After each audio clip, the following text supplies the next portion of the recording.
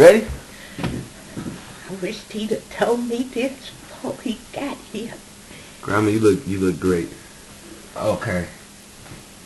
Let's see, where I'm gonna start. When were you born? The 4th month, the 9th day, 1933. And where was this? Roosevelt, Mississippi. Rooseville, Mississippi. I ain't never been I hope you get a chance to go one day. there. Yeah, I'm gonna go. One time, we all going. Tell me about your parents. My parents, I didn't know my father. He passed when I was a year and 2 weeks old. What happened? He had a massive heart attack at 21. Wow. He was in the yard cutting wood, they say. Then that's what you used, was wood. You didn't have no gas. All wood. What about your mother? My mother was a sweet mother. I think she raised 2 kids. Didn't have no trouble out of them.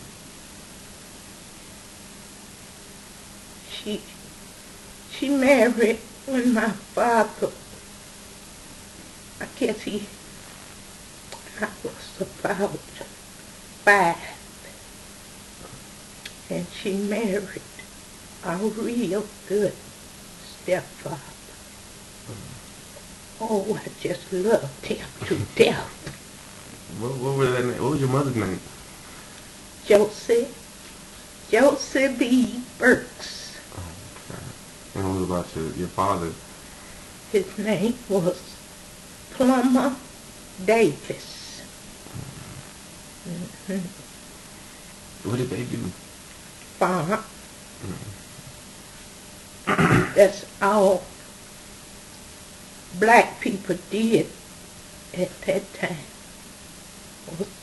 Them that lived in the South was farm. Was no such thing as going to the store to get a loaf of bread, meat, because you raised it. Mm-hmm. And they had plenty chickens, over 100 chickens on the yard all the time.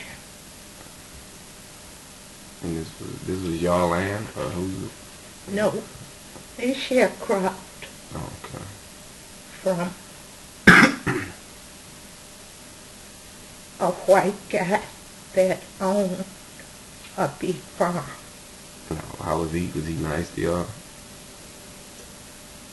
Seemed to be. You had everything. He wasn't giving nobody nothing. Mm-hmm. You know, you worked for it. Mm-hmm. You could raise big a garden as you want. All the hogs and chickens and cows that you want. He give you enough that you could, have a fence around that and raise it. But he also, you would have to work for him. My parents got paid in March every year. That's it? That's it. You remember how much? You was always gonna be in the red. If if he said 500 a year, you end up over 5. You know, if any of your family had to go to the doctor, that come out your 5. Okay. If any of the grandkids had babies, that come out of the 5. Okay. And if you hired somebody to help you chop and pick, that come out of the 5. So you're taking everything out. He had a book, and that you wasn't going to argue with his book. Didn't care if you wrote it down. You might scratch your head and say, I didn't know it was that much. But it's his final say. That was it. But my grandfather, my mother had to move back with her mother when my father passed. So she had hogs and cows, chickens.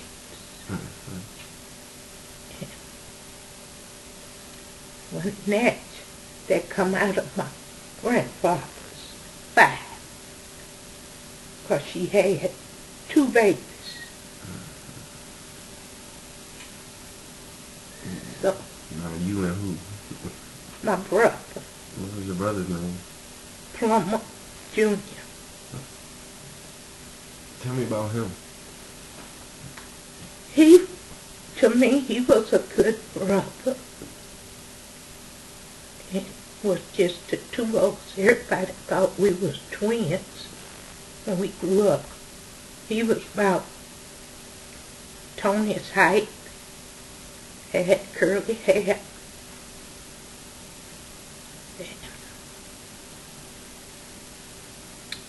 We were brought up real close. So when my mother and that husband separated, I was about 9. And she was handicapped, but she couldn't work. So we picked cotton. At 9? Started it at 7. We chopped cotton.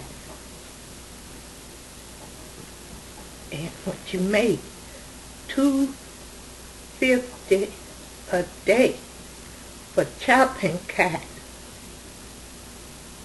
I don't mean you gonna play with the rest of the kids. You was gonna chop or get fired. And you'd rather chop, 'cause him firing you, that wasn't gonna hurt you.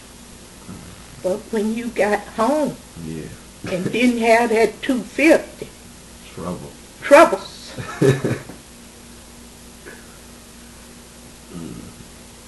So, what did you do for fun? Chop cotton, pick cotton. It was one man that drove a truck every year to the farm.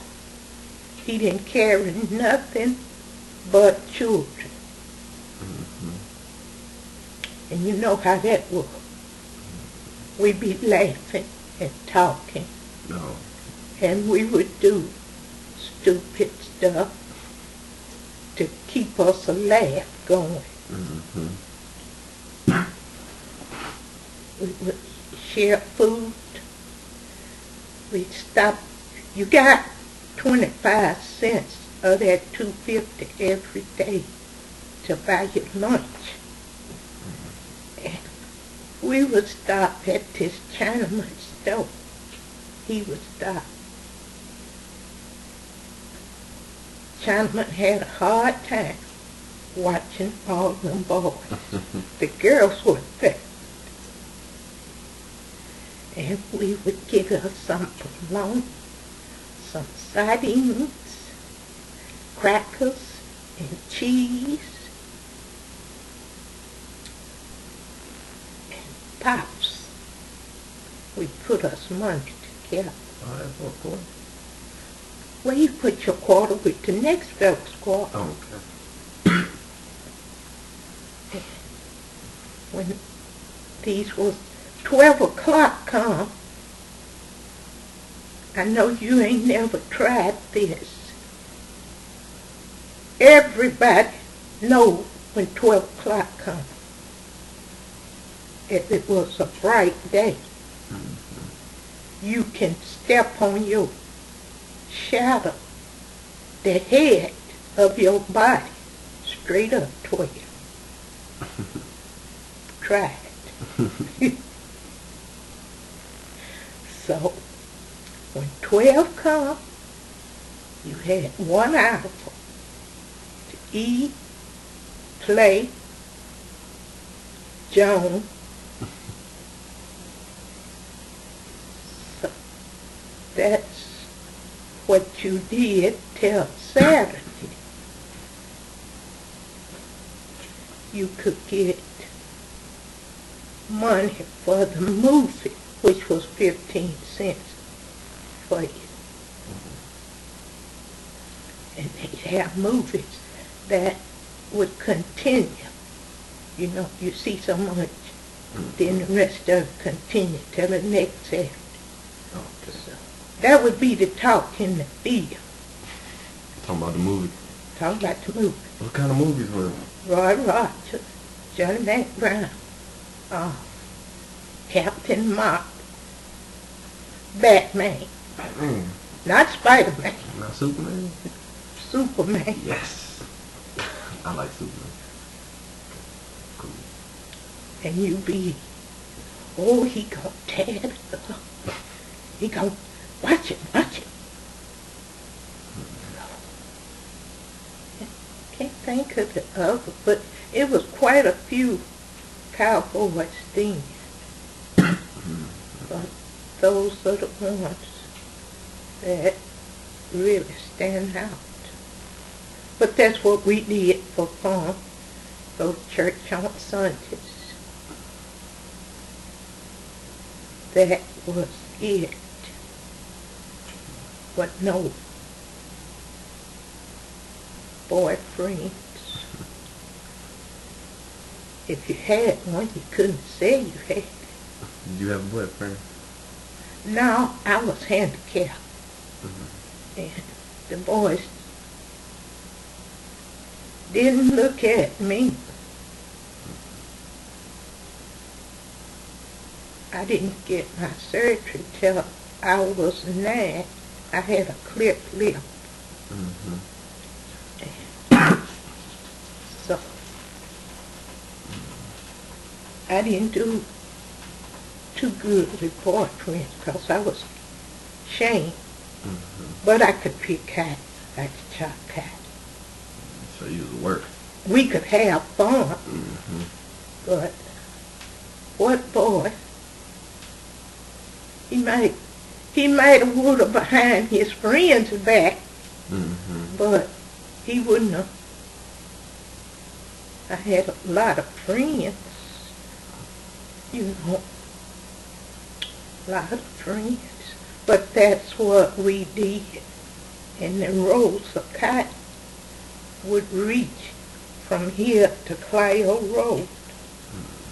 You had to do 2 of them a day. Man. How long did you work there? Till I left home at 14.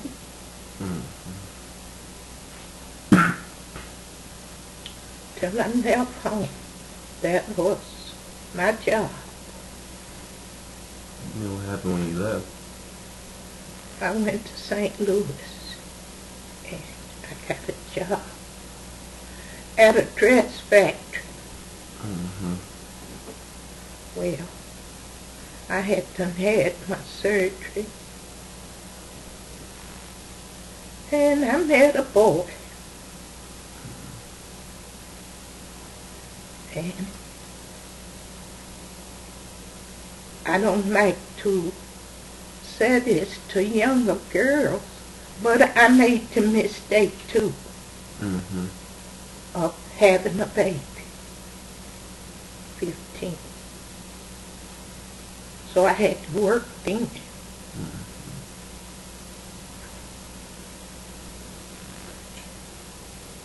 The daddy was, normal boy at that age.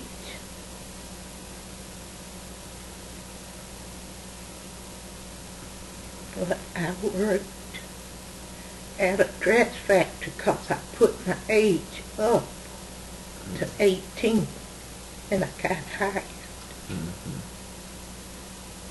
and kept that job. I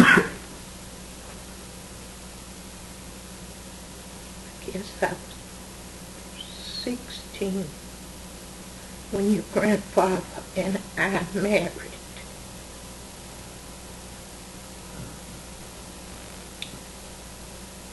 And I was still working in St. Louis. So how did you meet Grandpa?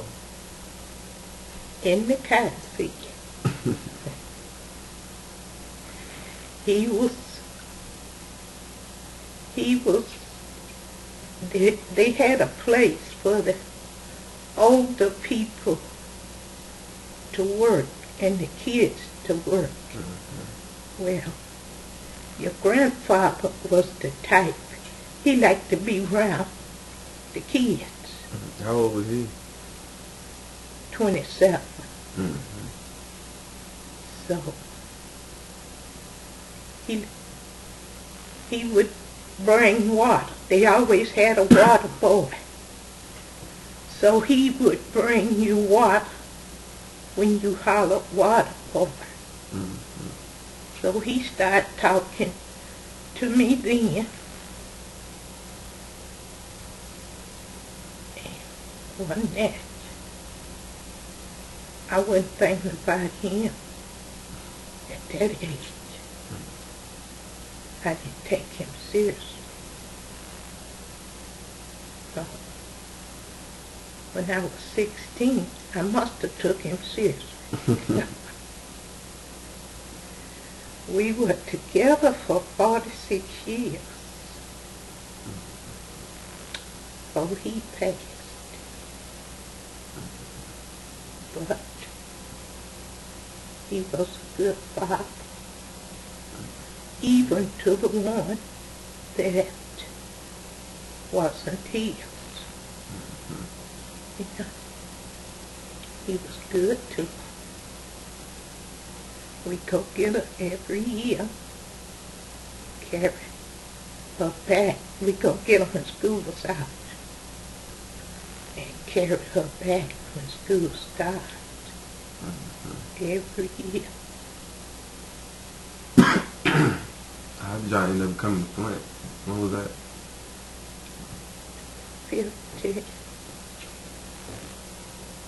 53. 52, we came to Flint. 53, we came to Flint. Liam was born in 52. He had come to Detroit. He had a sister in Detroit. And his brother-in-law talked him into coming to Detroit to get a job at Chrysler. Mm-hmm. But he didn't get hired at Chrysler. He met a man that lived in Toledo, told him they were hiring at a box factory. So he went to Toledo and started working and sent for me. And we stayed there 2 years. Then his brother came to Flint in 53. And his brother come over to Toledo and told him they were hiring here. So he sent me back south with Lillian and Thomas. And he came here and got a job in Chevrolet the same day he came. And worked there 27 years. Mr. Blackfire. Oh, there's your grandma must have lied.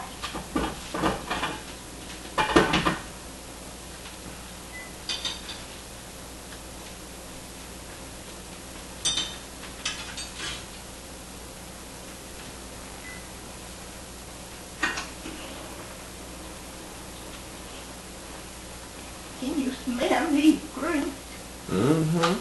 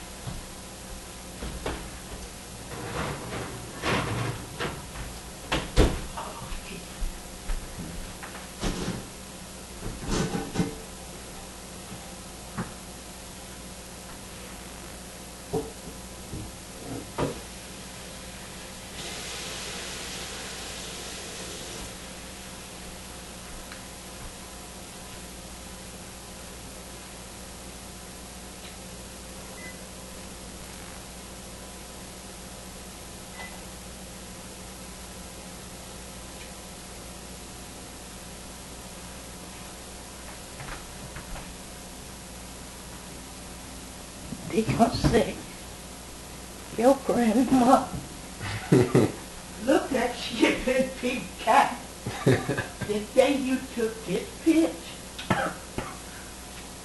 You're wrong.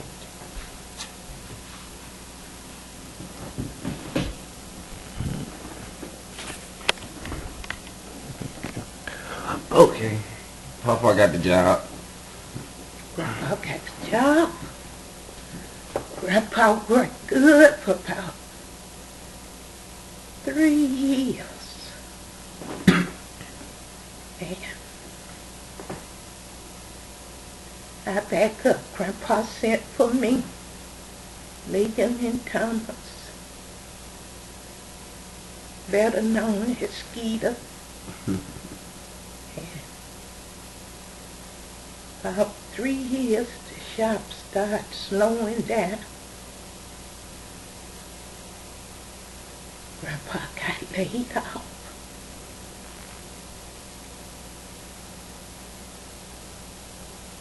I was pregnant with Auntie Ann. I went to work at Salvation Army. sorting clothes people be done sent 'em. And a lot of people gave them food. And I got paid. I think it was $2.25 per hour. And they would give you meat that people be done donated on stores. A lot of deer meat. I guess people be done went hunt, give it to them. And they called Grandpa back to work. Live good for about the next 3 or 4 years. Next 3 years, I know the fact. And we bought a house with his brother.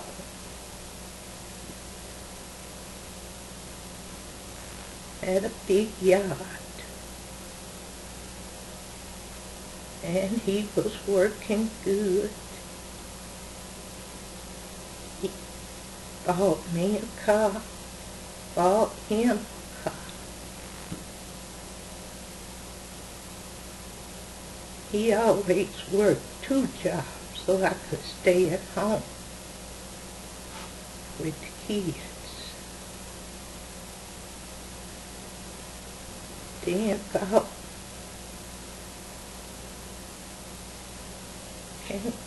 5 years after that,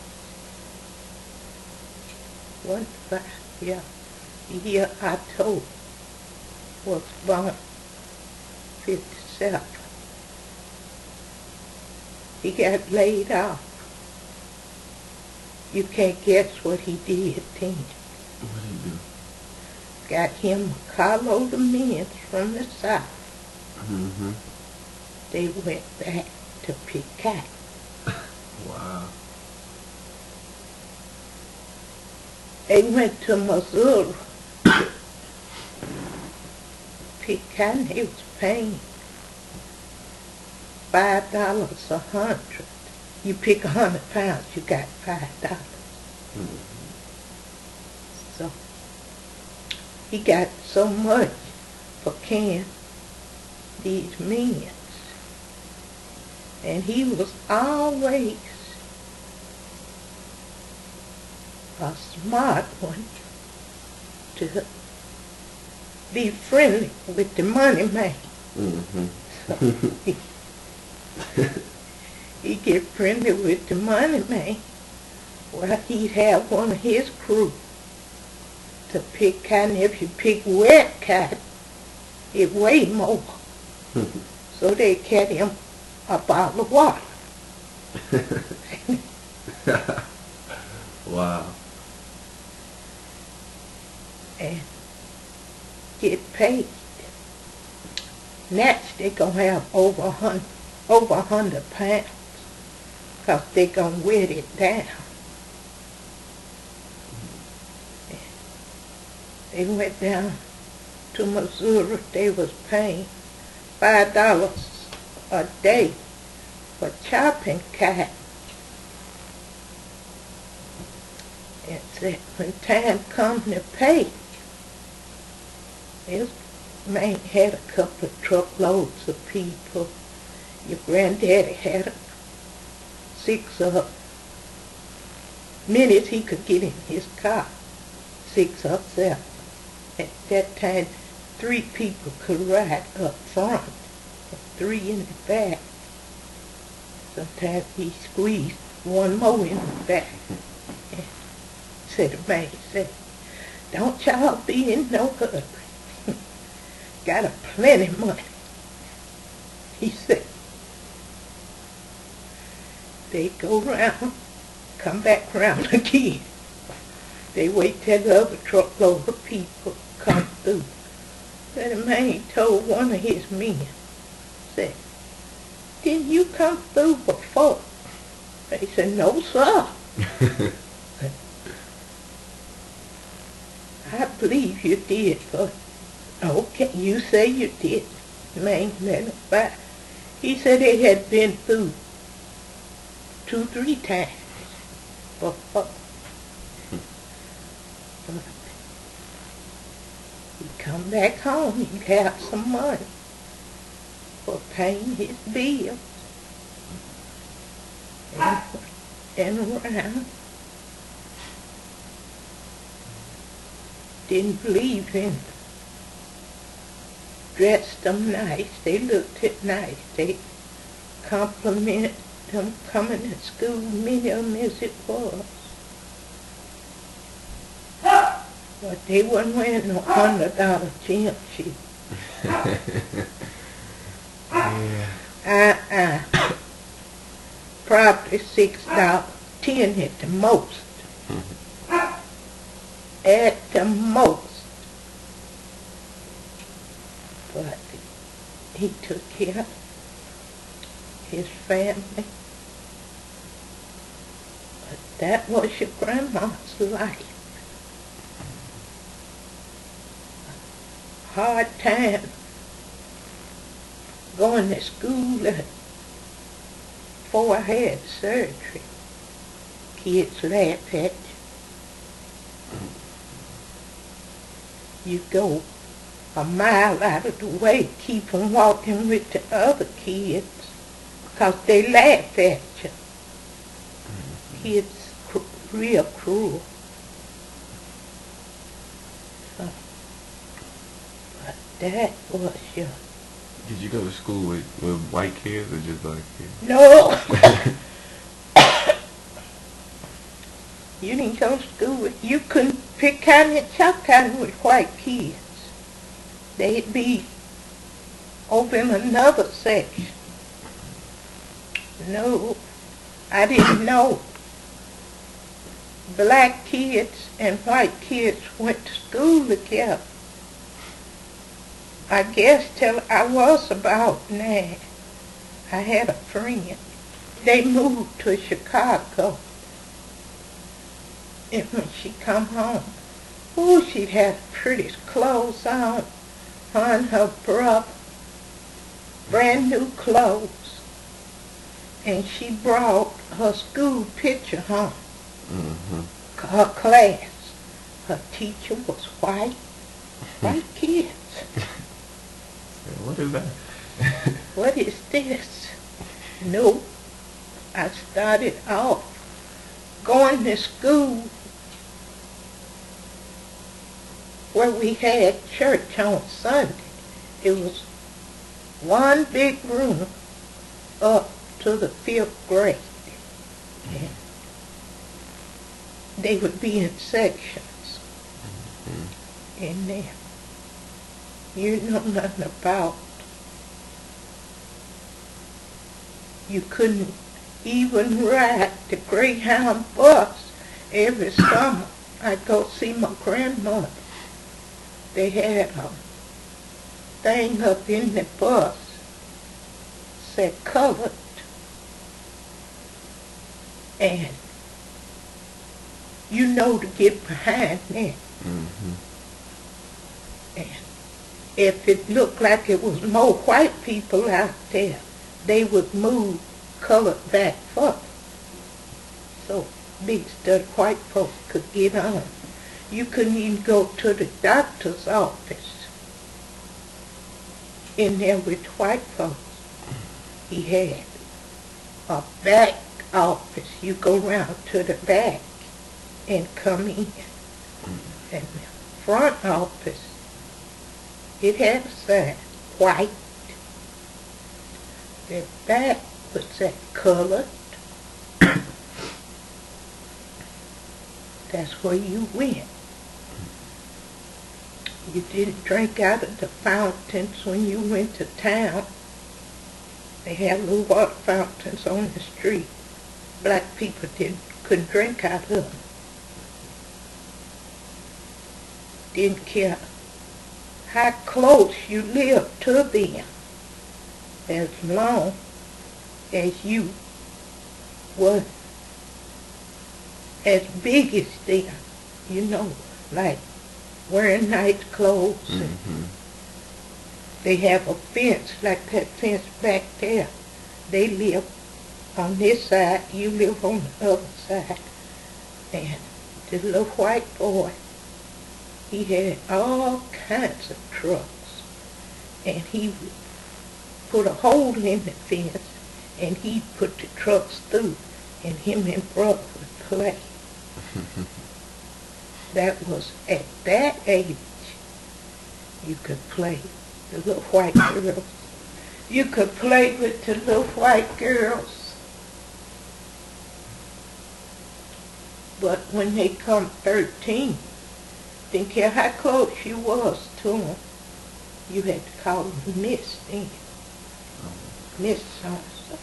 And before then, y'all would be friends playing hopscotch.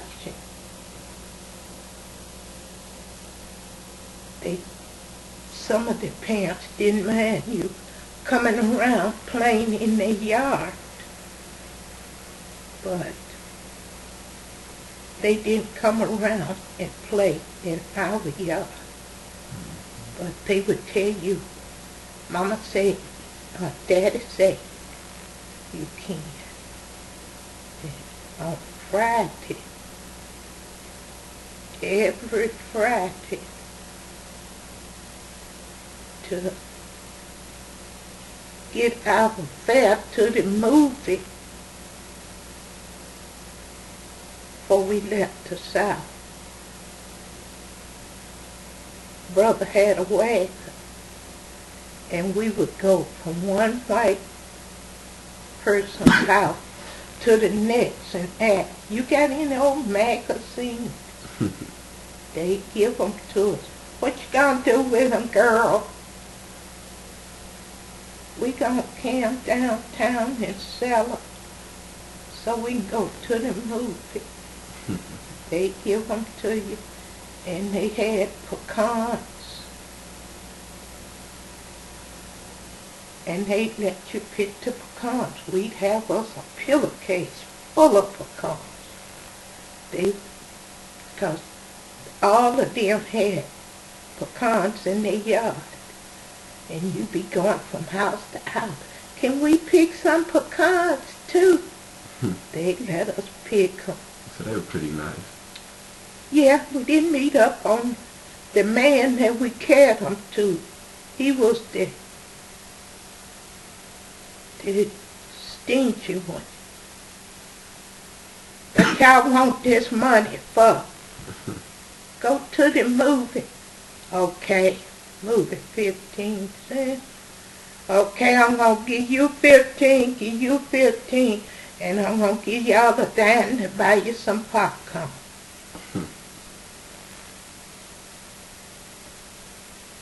That was 40 cents. Pillowcase full of pecans. 40 cents. Have so many books, when he pulling them, you got to hold them. He pulling, and I'm walking along, bent over, holding them on. But that's what the old goat did. So I guess that taught us you had to work for what you want. Because my mother couldn't work. She was handicapped. She never could work. Do you think people still work for what they want? Or they done got kind of lazy? Oh, you didn't hear of nobody breaking in nobody's house. You didn't hear the young men stealing. I'm not going to say they didn't. But if you had a watermelon patch, they might would go out there and bust some watermelon, eat all they want, and sneak off. The watermelon would always be behind the corn, so you couldn't see them. But you didn't have that. I don't know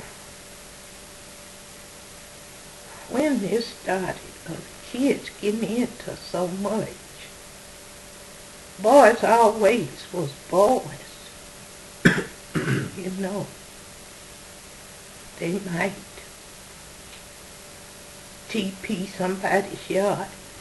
Couldn't even pay for a roll of toilet tissue at home. But they be done did something to make them money that they would do. That's about the only thing that you would hear them doing. You couldn't swim in the same lake. If they were swimming, you couldn't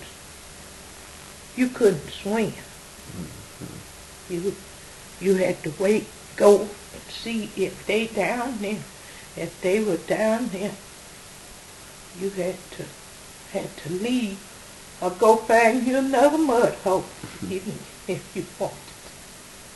If you wanted to swim, it was. People hear you say, you lived through this. I don't understand kids now saying they hate people on what their parents told them, but they didn't go through it. Mm-hmm. You know, you don't hate nobody. 'Cause we were taught you don't hate nobody. And where you heard of Emmett Till whistling at the white girl, where they put him in the river, Tallahassee River, was right in front of my auntie's house. That's where they found him, in the river. Wasn't no big river. Wasn't no big enough a lake, but they called it a river. So you didn't do that. You didn't look at white girls. A lot of times I believe white girls told stories on black boys because he wouldn't talk to them. You know, like you out there raking the yard. They'd be fast running out where you is. My brother said he would say, I'm going home, get me a glass of water. And he wouldn't go back. Because he was scared of what they do to you. But otherwise, no, they was, to me, I guess they call themselves being nice to you. You didn't have nothing, you know. What you had, they done give you a hog, few chickens. So you're supposed to multiply from that. No, haven't been through all this. Fast forward to the 60s with Martin Luther King. How was times back then? The same. Really? You could go. They had like drugstores here now. They had what they call a fountain. You could, but they had the fountain. White kids could go in and sit on the stool and all the malts and stuff like that. The black kids could. So when Martin Luther King started marching, we had black kids to go sit on the stool. Some of them got beat up. Some got killed. A whole lot of them got killed. Just here in Flint? No. This was in Arkansas. And down in Alabama, all them southern states. I can't say what the northern states did, because I wasn't in the north, but it's Memphis, on back to Arkansas, you couldn't. Montgomery Ward had a restaurant. They had an area for the blacks, area for the Woolworth, I'm trying to say, had a area for the blacks, area for the whites. Even when they would pump your gas, I guess because seeing how much, some of them would, some of them wouldn't. Some of them would let you pump your own gas and come in and pay them, and some of them didn't trust you. They'd come pump it, and you pay them. No. You saw all that, and then now we have a black president. How is that? Bring tears to your eyes.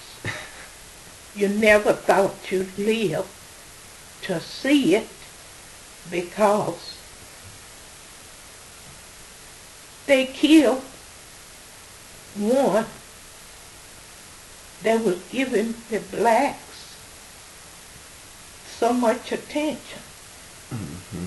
They killed him. Mm-hmm. Kennedy. Then his brother, Robert, was going to run, and they killed him. Mm-hmm. So when they said Barack was going to run for president, at first I'd say, nope, I won't vote for him. Because I figured they was going to kill him. Mm-hmm. But when I see him going, when he went to Mississippi, I didn't watch it, because I just knew they were going to kill him. Mm-hmm. And when that night on TV, when they showed him in Mississippi talking to people and talking to the white people, I vote for him. Yeah, okay, you made it through that. If he made it through Mississippi, That's the test right there. that's the test. It wasn't because I didn't think he was educated enough, or because I didn't think he would make it that far without them trying to kill him. You know, because they did some stuff when Martin Luther King was marching. I would be saying, I hope he don't march no more. You know, Mm-hmm. but after I see what the people was going through, I had confidence in him of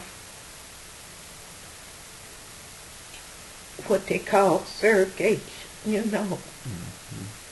Mm-hmm. And when you see them marching and they had horses after. And another thing I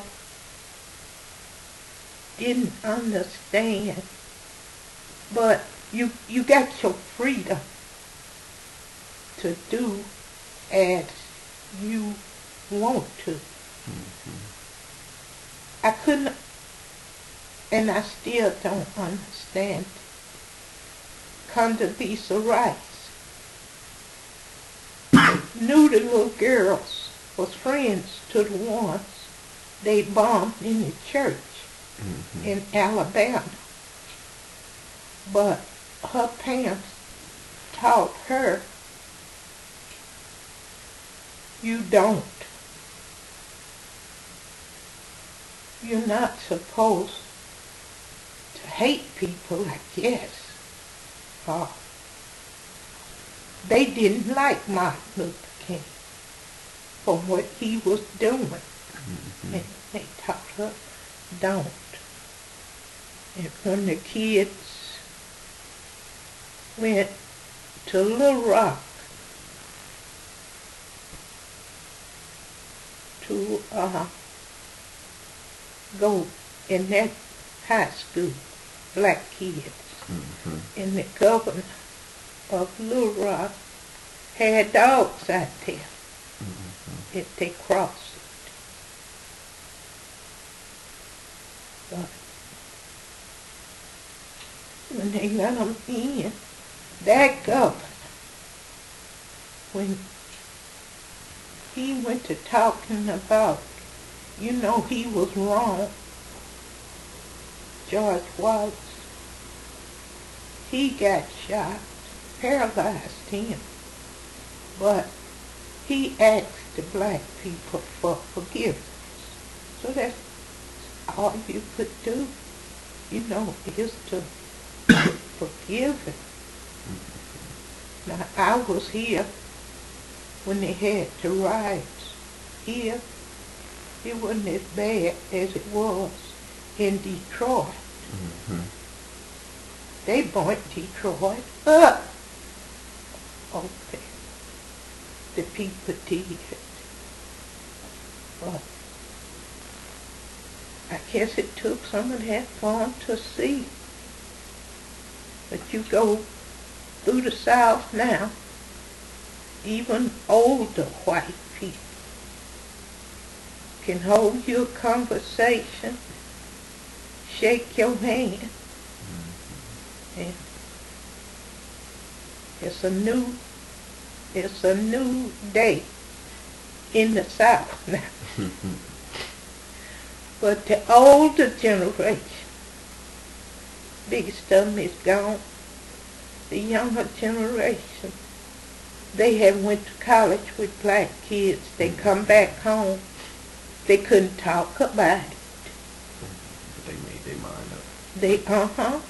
They had made their mind up. To me, no, that man went through something to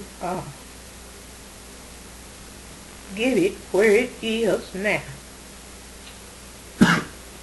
And no, I didn't see Barack. I didn't know he was that strong. But then they said anything Oprah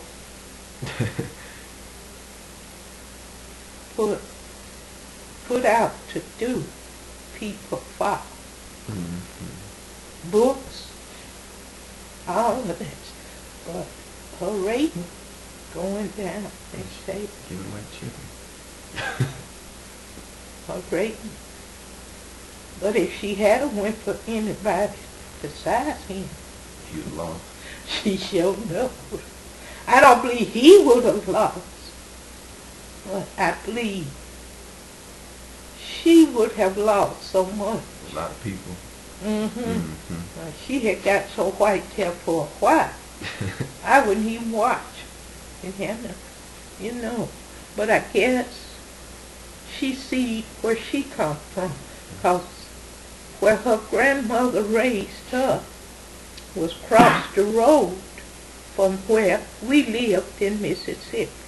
Really? From where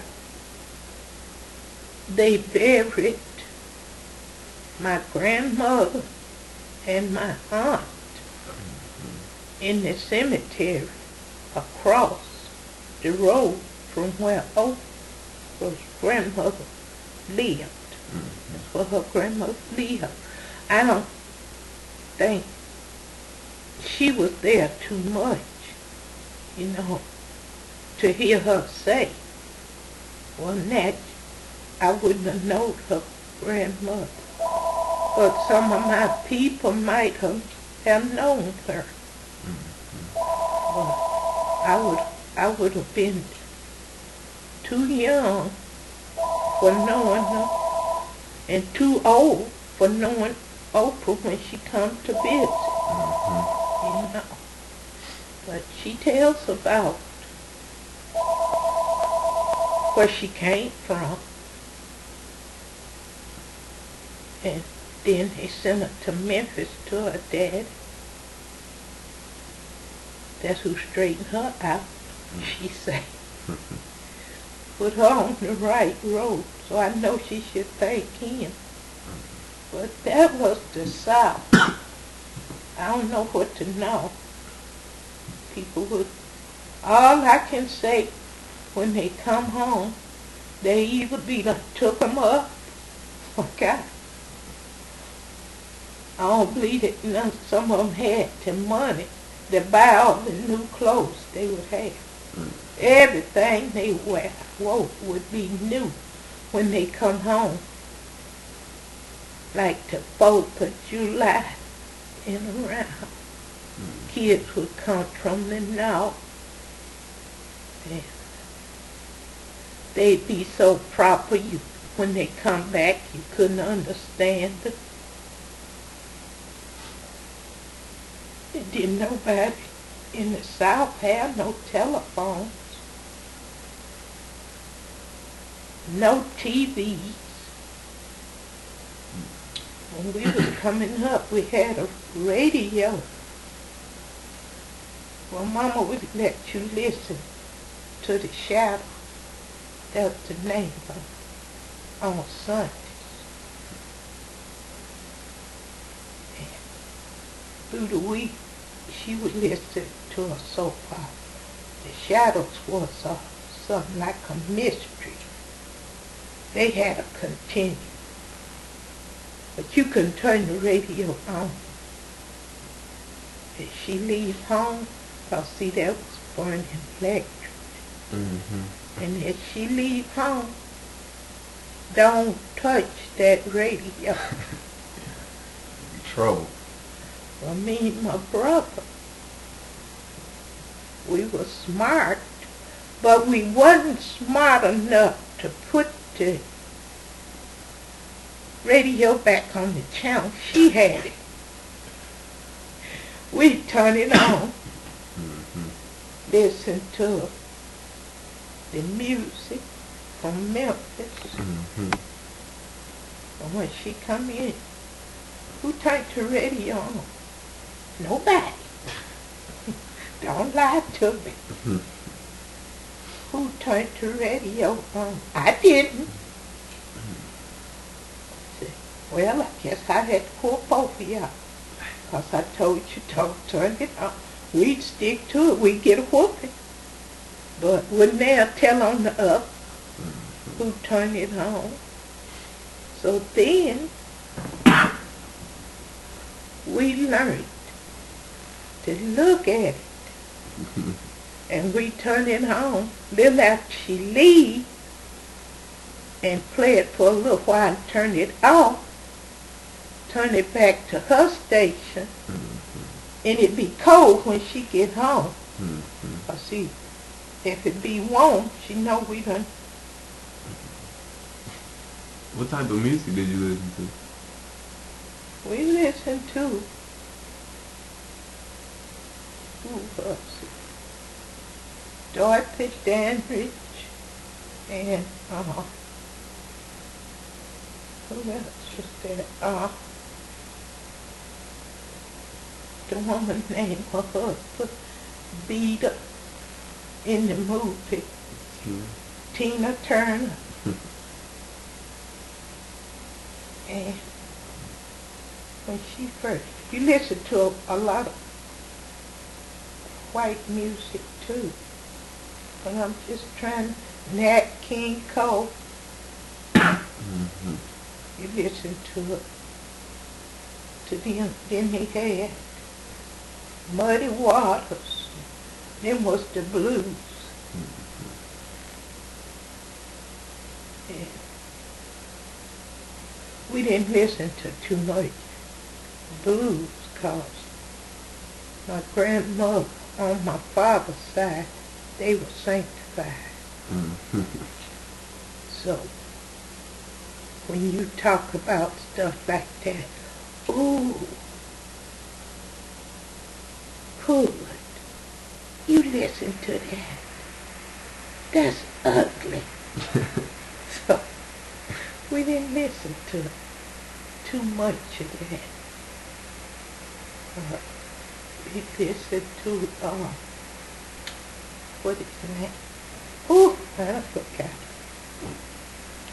He was out of St. Louis, and he was caught with a white girl and had to serve time for it. He played, I think he still lives. He played guitar. Oh, I can't think of his name. But we listened to them.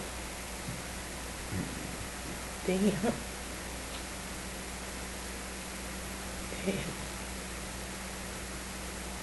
that's about it. We be out there playing. Boys shot marbles then.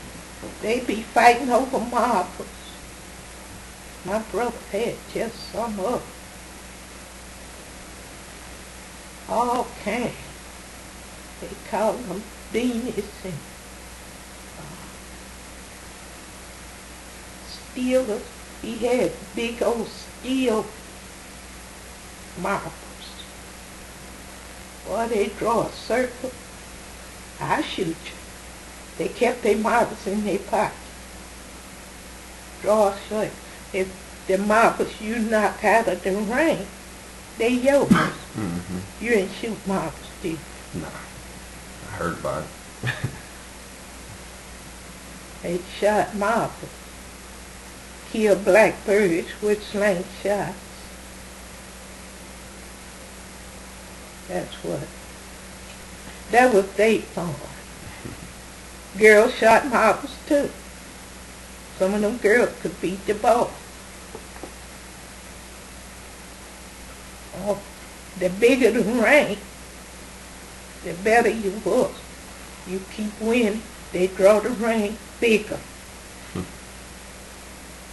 Oh, my brother had just something. Ooh, they so tricky. Marbles, all kind of marbles. Every boy you see had marbles. That's what you did when you come home from school after you got your homework. Girl helped mama cook. That was it. There's no such thing as they had skating rinks. Some of them could really skate. I couldn't.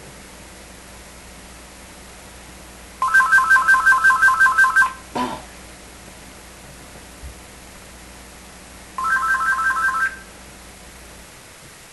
Hello? No. Mm-hmm.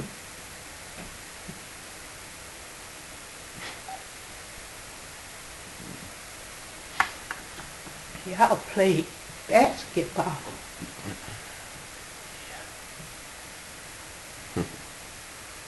That was the white folks game.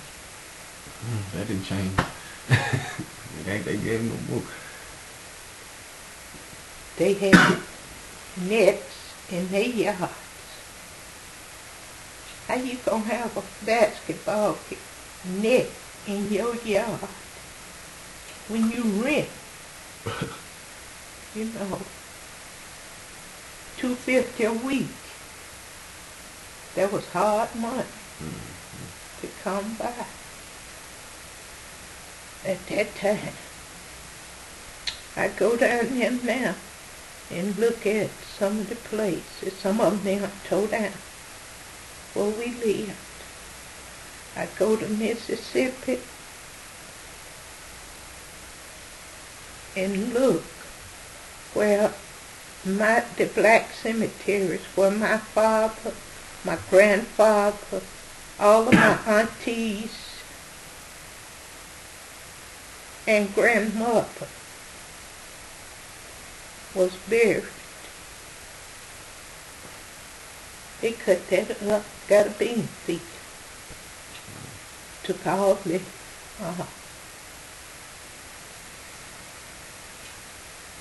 all the headstones. Wasn't no flat headstones then.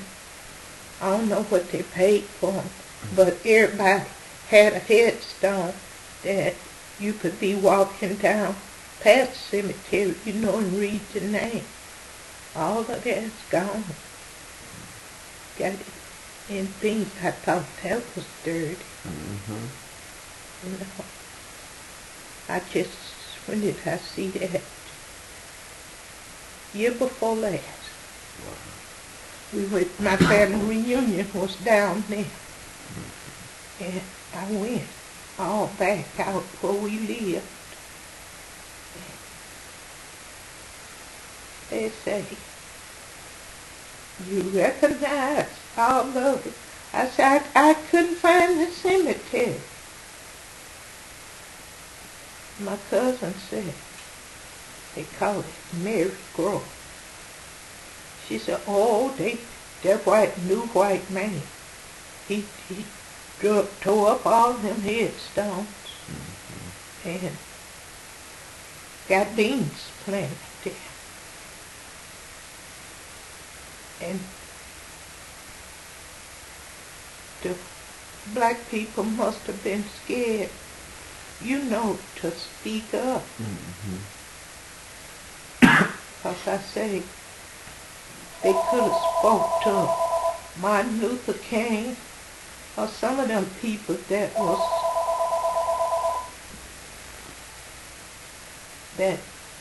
Fannie Lou Hanna, I think. She's from where we come from in Mississippi.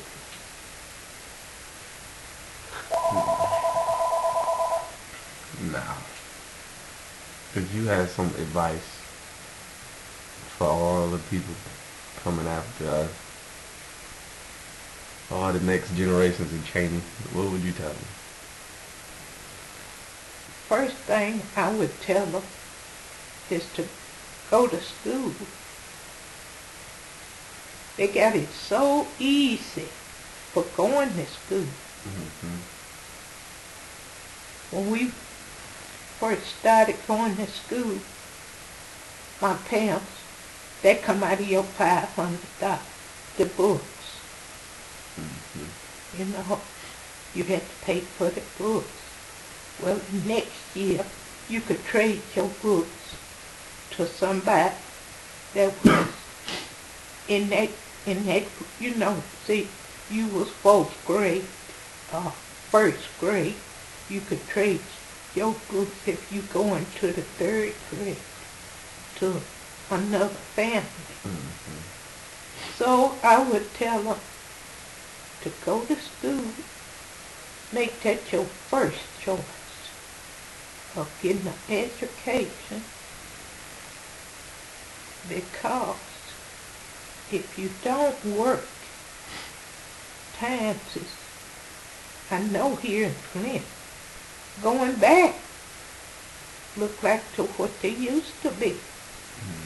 Because I believe, I might be wrong, but I believe if these factories go bankruptcy, I believe when they come out, let these people back to work. I don't believe they're going to give them $35 and $40 an hour. I don't believe that. So I said to the kids, they got it so easy. Parents don't have to buy their books. They giving parents food stamps. We didn't have that. We pick cotton, chop cotton, And your parents take that money and buy freshness, we call it, 'cause they raised the rest. But when we moved to the city, we catch a truck to go out in the country. But we went to school. And you take them walking around now. They don't want to go to school, but that comes from the home. You know, if you tell one he ain't got no place in your house if he don't go to school, you know, you try to teach him the right thing, but he gonna lay up, ain't got nothing to do, and you working, and he can't go to school. Think about it.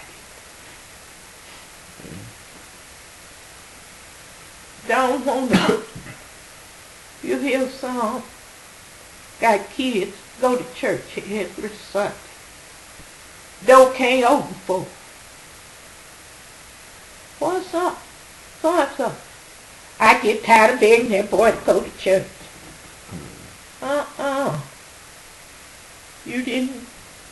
They didn't have to beg us. We had one Sunday outfit. You knew what you was going to wear. You didn't have to worry about, what I'm going to wear today. You knew. Go get that dress. If you was in the choir, you had two outfits. Your choir outfit and your regular church outfit. That's what you had. But now, they don't want to go to school. I would talk to the parents of having all these kids and not trying to teach them nothing, working hard, buying them all these expensive clothes.